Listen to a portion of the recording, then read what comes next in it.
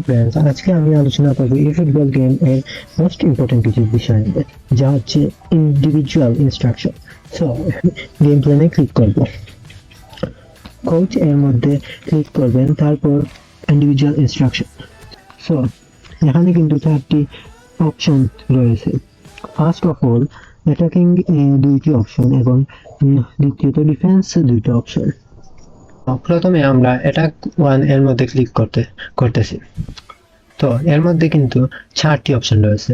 First of all, of, দ্বিতীয়ত defensive, তৃতীয়ত attacking এবং লাস্ট অ্যাঙ্করিং। তো অফ এটা তো ডিফল্টই থাকে। সো ফার্স্ট অফ অল আমরা ডিফেন্সিভ নিয়ে কথা বলবো। সো দেখুন, এখানে আপনি যে প্লেয়ারটাকে সিলেক্ট করবেন, সে প্লেয়ারটা কিন্তু ডিফেন্সে থাকবে। সে কিন্তু তার পজিশন চেঞ্জ করবে না। সে সে কোনো উড়াতেই এটাকে যাবে না। তো আমি এই সিবিকে সিলেক্ট করছি। তো তারপর হচ্ছে এটাকে, এখানে আপনি যে প্লেয়ারটিকে সিলেক্ট করবেন, সে আর তার পজিশন মেনটেন করবে না, সে এটাকে চলে যাবে। তাই আমি এখানে এএমএফ অ্যাটাকিং মিডফিল্ডার সিলেক্ট করে রাখছি। সো তারপর হচ্ছে অ্যাঙ্করিং। এটা কিন্তু খুব গুরুত্বপূর্ণ একটি বিষয়। সো দেখুন, এখানে আপনি যে প্লেয়ারকে সিলেক্ট করবেন, সে কিন্তু তার পুরো এরিয়াকে কভার করে ফেলবে। তাই আমি এখানে ডিফেন্সিভ মিডফিল্ডার সিলেক্ট করে রাখছি। সো অ্যাটাক 1 ক্লিয়ার এবং অ্যাটাক 2 ও সেম।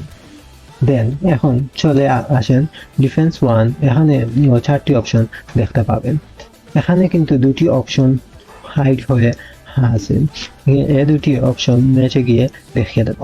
সো প্রথমে কাউন্টার টার্গেট। এখানে আপনি যেই প্লেয়ারটাকে সিলেক্ট করবেন, তার কাজই হচ্ছে কাউন্টার এটাকে যাওয়া।